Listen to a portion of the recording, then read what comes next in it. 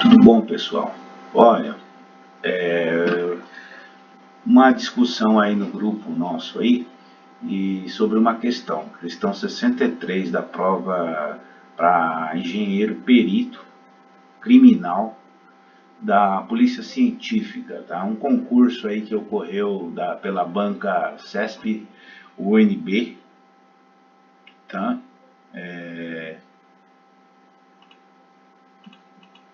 A prova era da CESP, tá? Aplicado em 2016. Questão 63. Considerando-se que a função de transferência em malha aberta de um sistema dinâmico linear seja dada por G de S, K, S mais 10, dividido por S, que multiplica S mais 5, em que K é um parâmetro real e positivo, é correto afirmar que o sistema em malha fechada resultante de realimentação negativa apresentará.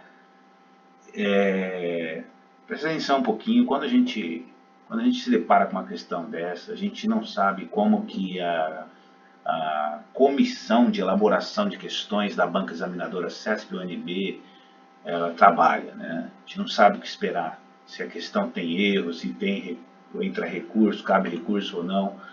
Correto aí seria pensar um pouquinho em cima da situação e analisar alternativa por alternativa, tá? Um polo em -8 radiano por segundo no plano complexo, um zero em 10 radiano por segundo no plano complexo, ganho estático igual a capa. Ganho estático igual a capa, o que é isso? O que é ganho estático igual a capa? Tá? Ele realmente tem um ganho. Tá? Ele tem um ganho, o ganho tá lá, tá parado, né?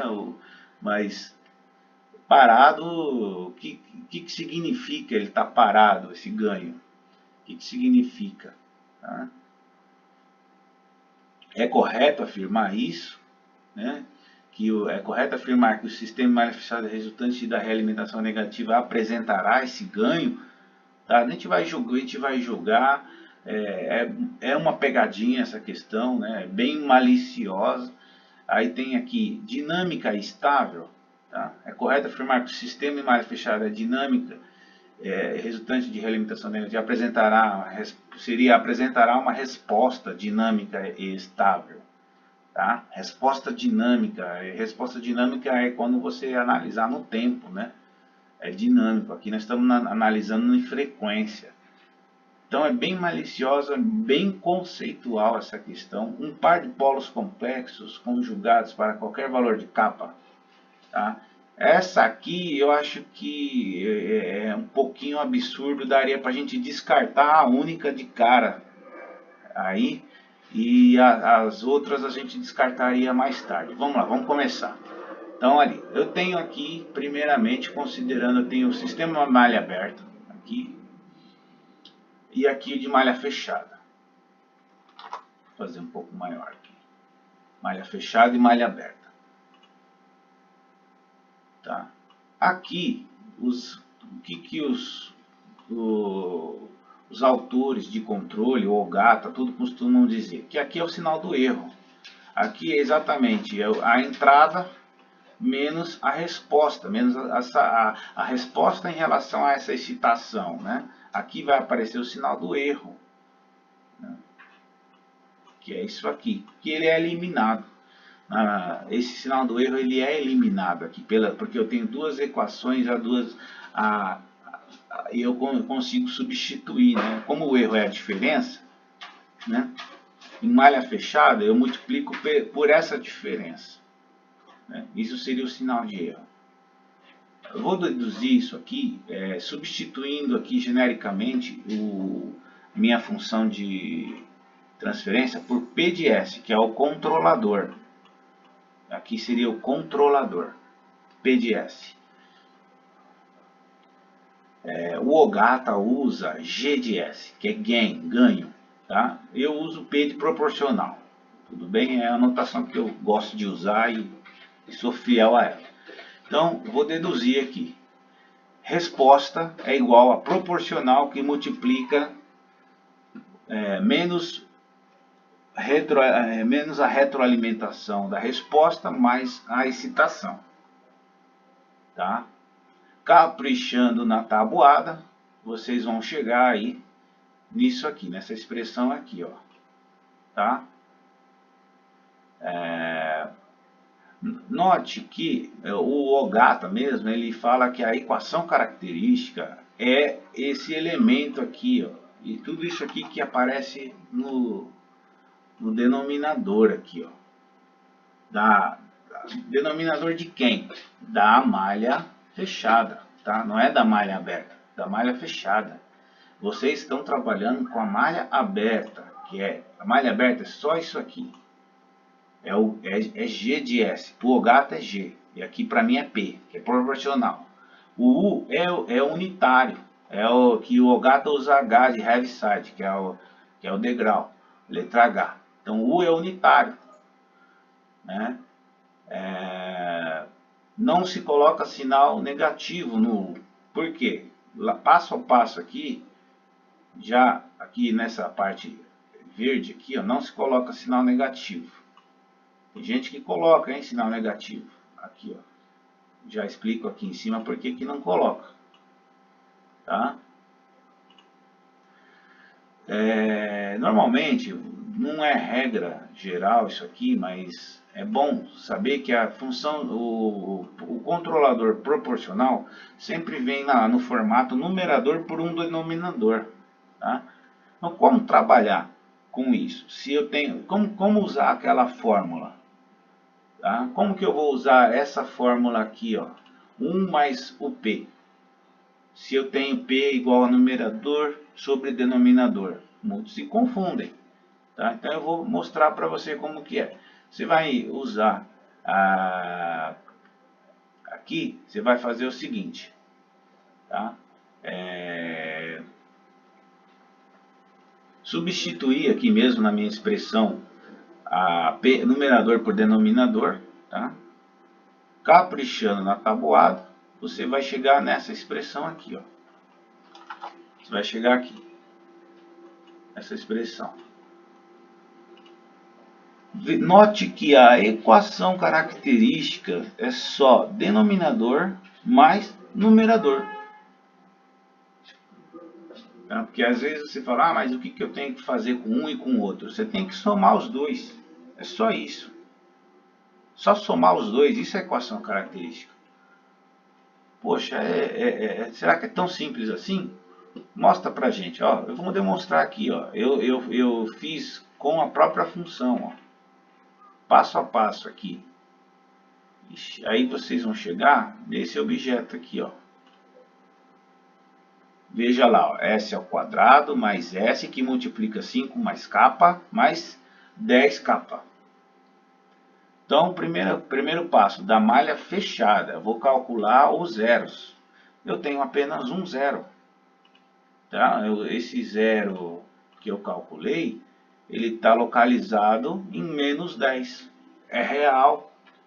Tá? Ele é real. Eu vou calcular agora os polos. Porém, vai ser um pouquinho chato, porque eu tenho K. Para calcular polo com K, eu vou ter que usar raciocínio lógico. Lembra que lá do comando da questão foi falado que K pertence ao conjunto dos números reais positivos? O que vai acontecer?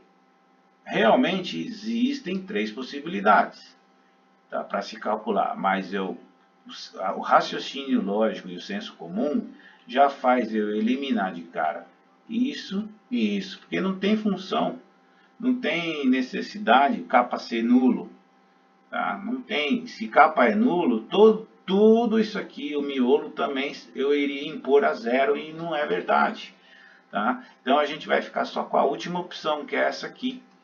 Vamos trabalhar com a expressão maior que zero. Então só a terceira e última possibilidade que a gente vai trabalhar, tá? Tá aqui, ó. Eu vou chegar caprichando aí na tabuada nessa expressão. É conveniente arredondar o valor de raiz aí de 2 para 1,4 para facilitar os cálculos, tá? A gente vai chegar num K maior que 1 ou maior que 29, tá? É legal agora desenhar no plano isso aqui para você perceber a diferença.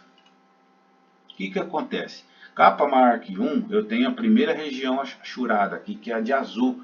Capa maior que 29 seria essa região aqui de lilás, tá? Então, o que é comum, a região que é comum para as duas aqui, seria somente essa aqui, ó, trabalhar só nessa região, tá?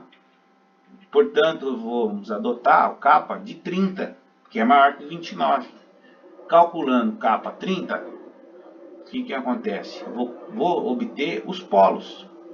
Os polos aqui é menos 20 e menos 15. Esses são os polos. Tá? Agora vamos discutir estabilidade. Tá? Harry Theodore Nyquist desenvolveu estudos aí para estabilidade. O Hendrik Wade Bode também desenvolveu seus estudos, todos um diferente do outro, tá? E o Nathaniel B. Nichols também, junto com Ziegler, que é a parte de sintonia, de PID, PD, vários tipos de parâmetros, né, para controle. O Ogata tem isso daí bem detalhado, tá? Não vai ser necessário aqui usar, e também não é necessário usar todos os critérios, tá? O que acontece? Aqui ele mostra um controlador K, qual que é o padrão de resposta esperado no eixo real e eixo imaginário, quando você tem a malha aberta, tá? A malha aberta plotada, o diagrama polar dela, tá? Se tiver em torno do menos 1 aqui, em torno desse ponto, tá? O sistema ele é estável, mesmo que apresente um capa grande, bem grande, a gente pode ter uma margem infinita de capa, mas ele é estável. Tá? Na parte de diagrama de Bode, a gente também tem um à esquerda aqui que é estável e um outro que é instável. Esses padrões de resposta aqui é bom a gente decorar para quando for analisar a estabilidade de sistema, saber mais ou menos a cara da resposta, né? Se for dado o diagrama, nessa questão não foi dado o diagrama, tá? Você teria pelos polos que a gente calculou, dá para concluir alguma coisa. A gente vai ver mais para frente, tá? Tem critérios que são necessários, mas não são suficientes, tá? De estabilidade. É necessário, mas não é conclusivo. E aqui é a carta de Nichols, tá? Aqui também o lado esquerdo apresenta uma resposta estável e do lado direito como que é a resposta, a cara, o jeitão de uma resposta instável. Mas você memorizar isso aqui já é um meio caminho andado para você bater o olho, tá? E dizer se é ou não é. Mas dá muito trabalho fazer isso aqui na mão, fazer esses diagramas na mão. Você está numa prova, você tem 4 minutos para resolver uma questão. E aí, eu vou falar da ideia genial, que eu gosto muito, em homenagem a Edward John Ruth, que é esse cara bonitão aqui, ó. Tá aqui na foto. Genial. Ele estudou o local dos zeros e dos polos. Por que eu vou falar para você que é legal ver local de polo? É um critério, às vezes, que o pessoal não gosta, fala assim, ah, mas não é chato trabalhar com local local das raízes, porque engana. Eu calculei aqui o diagrama de Bode da malha aberta, tá? Se vocês olharem o diagrama de Bode da malha aberta,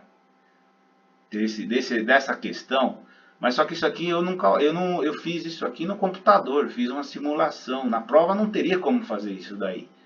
Vocês vão ver que ele está estável pelo diagrama de Bode. Tá?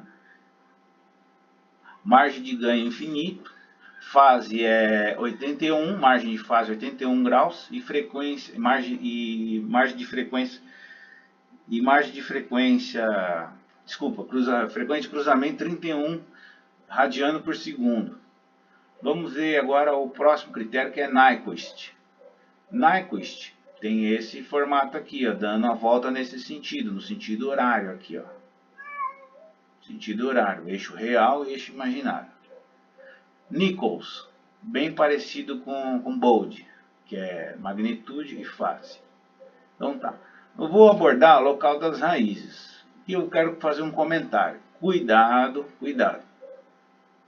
Na malha aberta, eu vou ter esse polo aqui, ó. O polo é 0. Eu tenho esse outro polo, que é menos 5. E eu tenho um 0 aqui. Todos eles estão no semiplano esquerdo.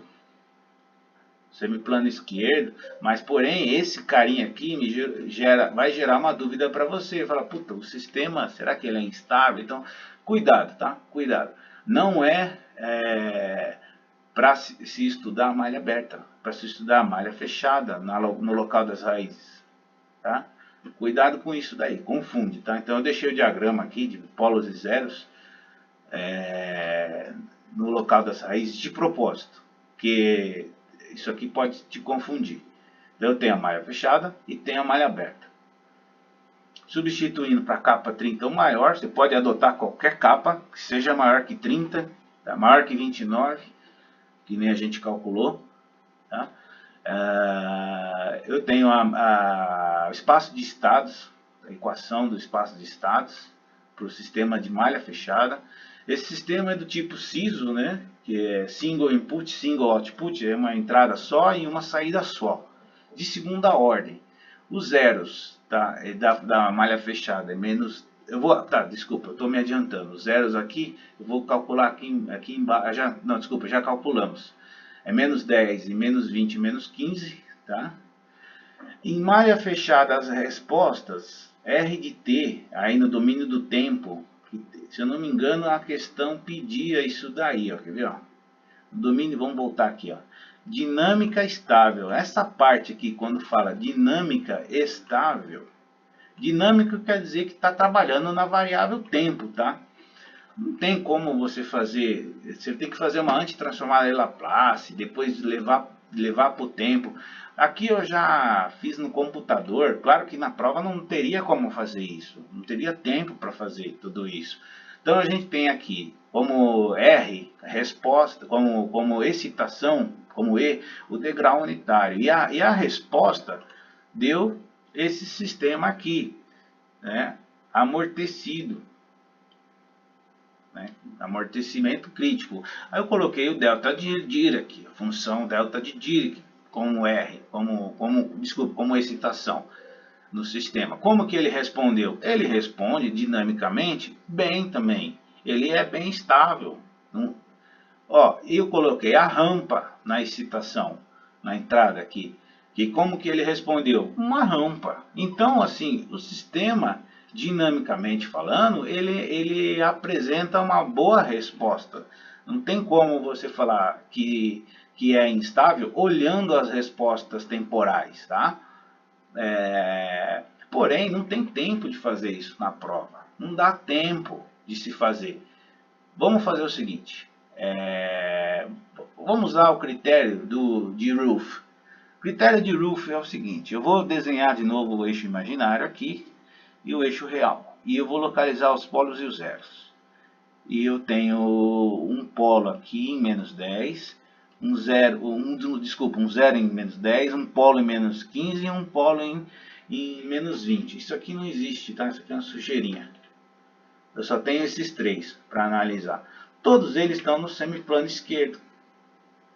Então, eu gosto desse critério porque ele é relativamente simples. Eu concluo, por estar no semiplano esquerdo, por ser um sistema simples de segunda ordem, a gente já conclui, né? Existe um trabalho, existe uma tese do Edward John Roof, que ele estudou vários tipos de sistema de controle e eu sei que falar que o local das raízes aparecer no semiplano esquerdo é uma coisa que não é suficiente, eu sei que não é suficiente, mas é necessário, tá? Então é necessário estar aqui no semiplano esquerdo. E numa prova dessa, seria muita sacanagem eles colocarem uma questão dificílima dessa, e você não ter todas essas ferramentas para analisar. Geralmente, se ele colocasse se a banca na minha opinião, tá? Eu estou resolvendo a questão, mas comentando a questão, né? Porque se a questão fosse, se o critério de Roof não fosse conclusivo, não fosse suficiente, ele iria dar mais alguns outros diagramas, como Bode, Nyquist ou Nichols, para você tirar dúvida, né? Então é isso aí, pessoal. Espero que tenha ficado claro. Vamos lá voltar para a prova e eliminar aqui algumas aqui. Ó. No gabarito eles mostraram, essa objetiva é a D, tá? No gabarito deles. Vamos direto para a prova aqui. O vídeo já está ficando muito longo e eu quero já dar um fim nisso. Um polo em -8, isso não existe. A gente viu aqui, tá? Desculpa. Vamos rapidinho agora. Aqui, a gente tem que pensar que a gente tem 4 minutos para fazer uma questão, então não é fácil. Um zero em 10, só que a gente viu que o zero é -10, não é também, por eliminação não é.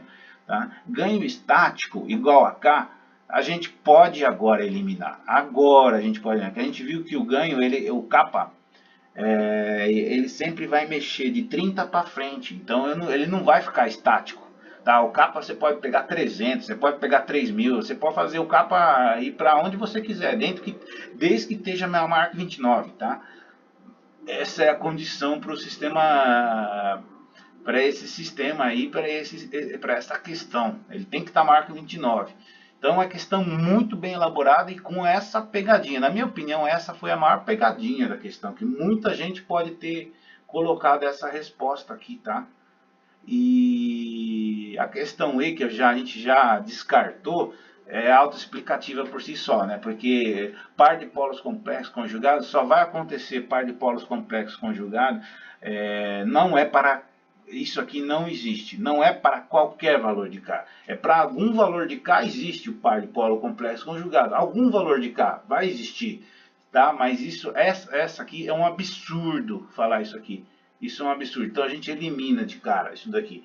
E a única correta seria isso, que apresenta, como eu mostrei para vocês, 3 respostas dinâmicas delta de Dirac, o impulso unitário, a função de Oliver-Heaviside, o degrau unitário e a rampa.